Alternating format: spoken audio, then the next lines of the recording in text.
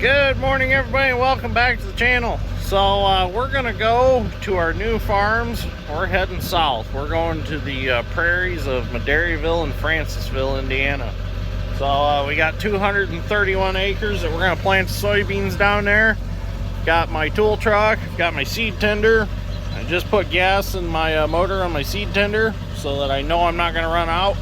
I'm gonna run down to M&R Ag Service, and I'm actually going to get my beans directly from their seed warehouse since it's not too far away from the farms. So we just figured that that'd be more convenient just to run to their place, and they'll put the seed in it, and then I can go plant instead of me hauling it all the way from Toto all the way to Madairyville and Francisville. And that saved them from having to bring me totes here. So why double handle it when we can just run over there and grab it? So let's get going this morning, get down there, and this is a whole new world to me. Hopefully everybody's friendly. Hopefully nobody's upset that we're down there in that area farming. So far, I took the 4640 and the air seeder down there last night, and everybody was friendly as can be. Everybody was waving and everything else. In fact, the funny part is we went right past the farm that the air seeder originally came from. And the guy that owned it, Brian, he was out putting anhydrous on, and he seen me drive by, and I wonder if he recognized that it was me and his old air seeder. So he waved, so maybe he did recognize his old air seeder. So let's get out of here and go get some beans put in the ground. Well, we made it to our new farm here in Madairyville, right behind the Madairyville elevator on the other side of the tracks, the east side of the tracks. So this is one long, nice rectangle field here. So I didn't get any video to M&R Ag Service because Shelby is so fast and efficient on getting you loaded with beans and out of there that she got me turned around out of there quick. So I got 2 units in the planter and or 2 units in the seed tender. I'm gonna run out what I've got in here, and then I'll change varieties to those. I'll have to get the seed scale out, and I'll need 52 pounds the acre to make my 100. It'll be like 152,000. So get the tractor started, check it over real quick, get it started. We'll get started planting. So let's see what we get done today. Well, unfortunately, we were unsuccessful planting this farm. I went over there along the railroad, and I had some dairyland beans I wanted to run out first. And it turns out it is just entirely too hard to plant. I can't get the seed furrows covered up. I put more weight down on the toolbar, and I just cannot get the planter to close the seed furrows. So we're going to bring tractor and disc down here and work this ground. It is a clay ground, and I was worried about it when I did first come here that I wasn't going to get it closed, because as you can see, it's pretty cracked and it's pretty tight. So what I'm going to do is I'm going to run to the other farm down in Francisville, and that dirt is a lot sandier like we were used to. So we're going to give it a shot down there. Got beans in the planter. I got the Bex beans I picked up. I've got the planter set, so we're ready to roll. So I'm going to go put my other pin in my marker so it don't unfold when it's folded, and we'll get on the road. I got the maps in the truck to get there, and we'll go get some planting done, hopefully. Well, here we are. We made it. It's quite a ways from where we were way over there at the elevator. I didn't realize you could see the elevator from here. That's where we were to where we are now. I'll tell you what, there is something extremely terrifying but extremely exciting at the same time about being this far from home farming. But I will tell you, this dirt's like being right at home, so yeah, I'll be able to stick beans in this no problem. So I'm gonna get unfolded, get my markers unpinned, and let's get started. So this whole farm from there you can see the color change because that we don't farm that. But from here all the way down to there, this big field right here is all ours to farm. So I'm pretty glad that the neighboring farmers got here before I did, and they established their boundary lines and stuff, so there won't be no disputes over that, because everything looks perfect to what the maps are. So I'm glad that's done already. I don't have to worry about anything. I'll just bump up to whatever they planted, and we're good to go. So like I said, I don't like to cause problems wherever I go. So let them establish the boundaries, and we'll just work with them, and everybody will be happy.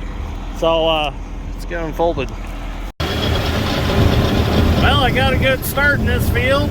It is windy as can be today down here.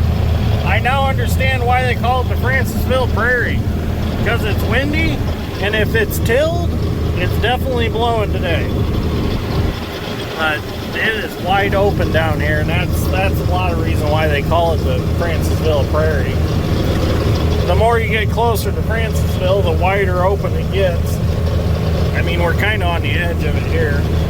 There's still quite a few trees and stuff, but you get over that way and it's really wide open. And I guess it's been like that for years. It's not because they've cleared it, it's just been treeless for a long, long time. I'm sure a viewer from the area could probably tell us in the comments, you know, why they exactly call it the Francisville Prairie, as I've always heard it called. But this is some pretty planting ground, pretty nice planting ground. It's softer dirt like I'm used to planting in. I mean, back at home we do have some clay like at my grandma's and stuff, and we do have to work that. So it's not like I'm not used to it, but I was really hoping that there wasn't any of that down here. But we're gonna bring the tractor and disc down and disc that really good, so I can get some dirt to close my seed furrows with.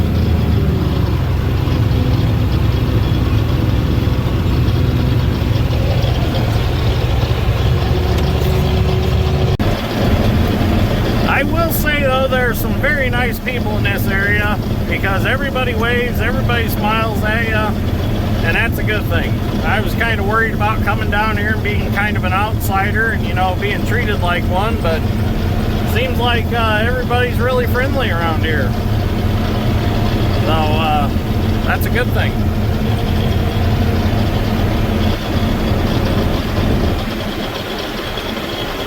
So what I'm going to do is I'm going to plant this farm in thirds. It's going to be a third Bex, a third Dairyland seed, and a third Wyckoff seed. So I've got enough Bex to plant 77 acres, and then I got to go get the Dairyland and Wyckoff. So I got enough Bex seed with me this afternoon to keep me busy for today at least. They're talking a bunch of rain over the weekend, which would be nice because it is kind of dry. Maybe that'll help that soften up there by the elevator a little bit. Uh-oh. Groundhog hole. Nope, cart didn't hit it.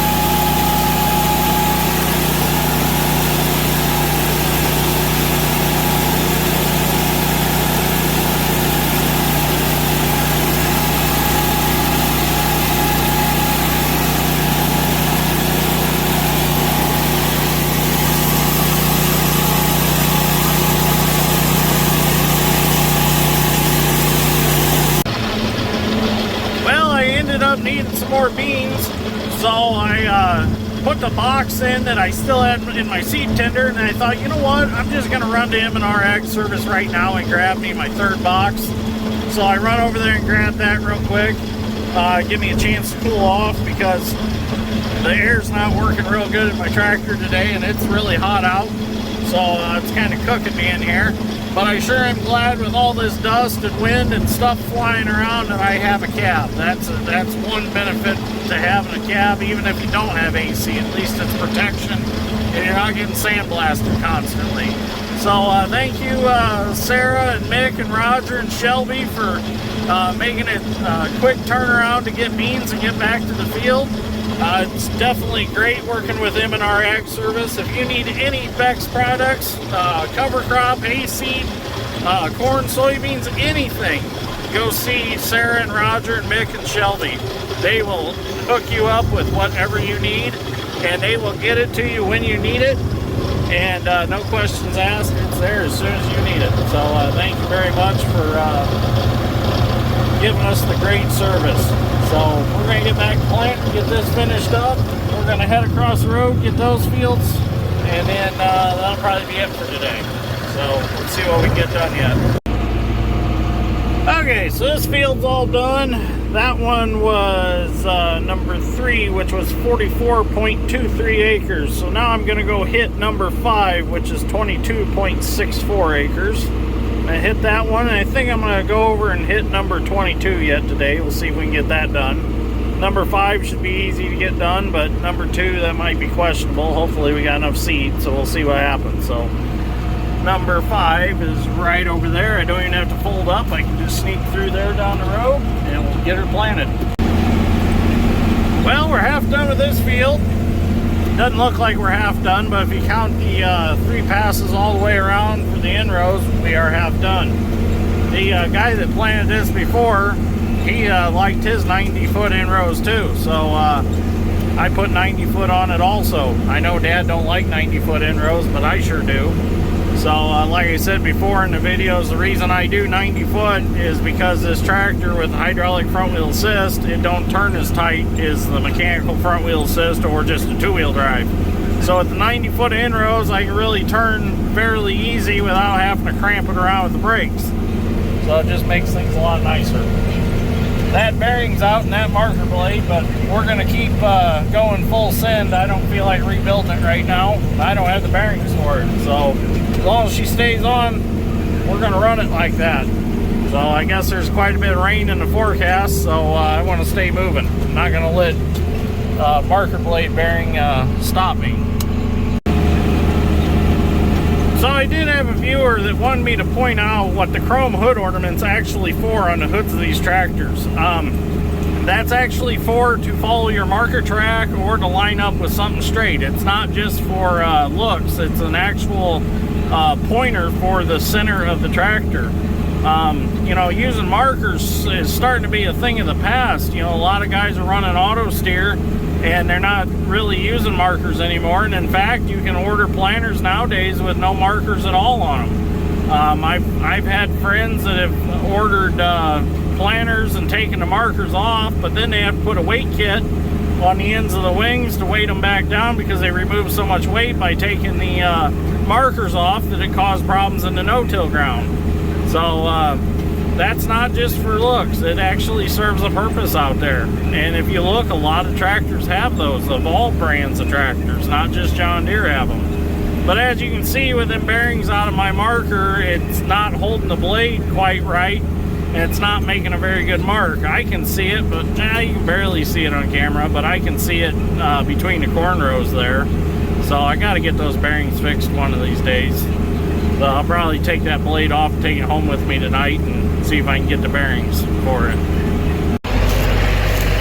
Well, we have a plugged up seed cup on row number 14. So we got to go investigate what's going on.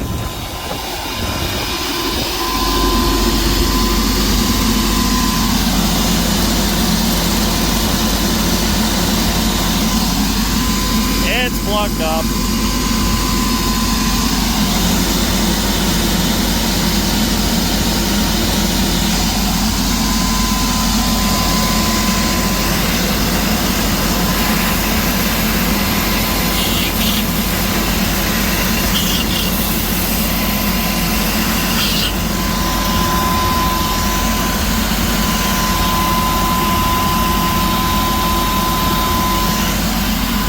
Sometimes the blower will suck up a piece of corn stalk and it'll actually get stuck in the seed tube under there.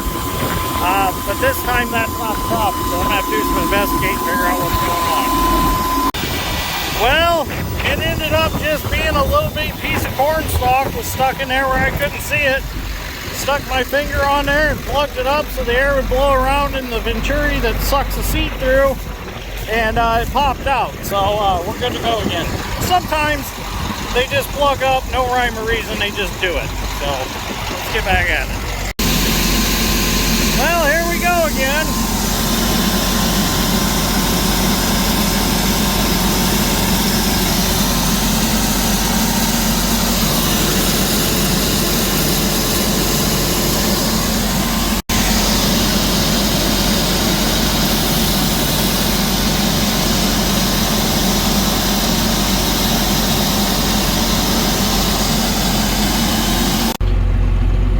So what keeps happening is the wind keeps blowing so hard behind this cart that it's blowing up crop material and it's getting sucked in through the blower.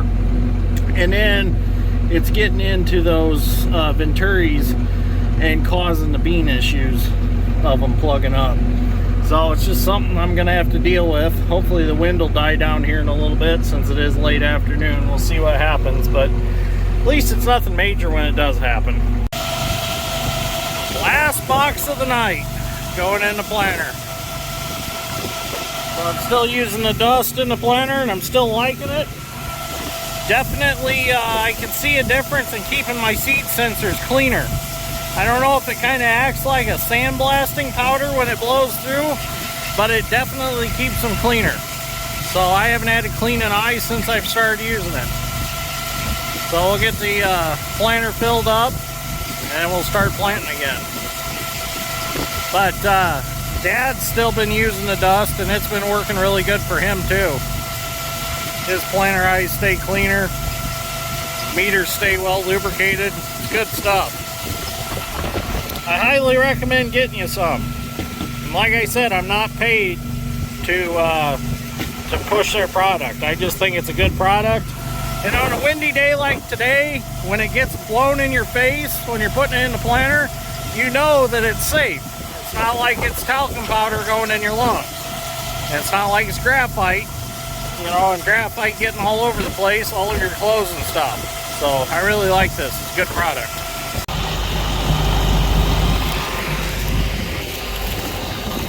Well, shit. That didn't last as long as I wanted it to. Oh well. Well, just because we lost our marker blade doesn't mean that we're not going to keep planting tonight.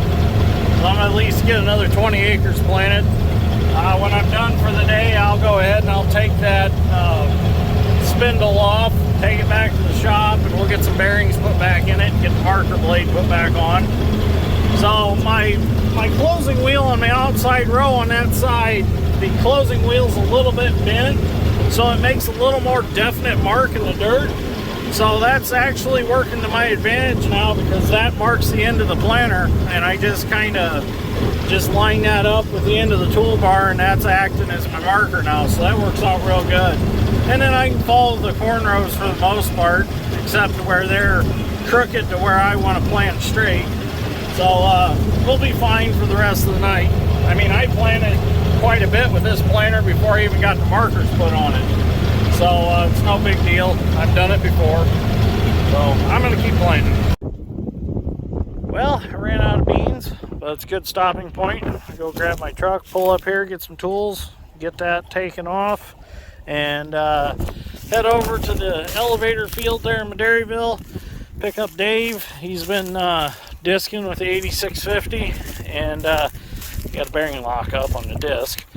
So I'm gonna go pick him up and we're gonna head home for the night. So we'll resume tomorrow, and if it doesn't rain, we'll get a bunch more knocked out. So anyways, I'm gonna start a whole new video. So thank you for watching. I greatly appreciate it, and we will see you all in the next one.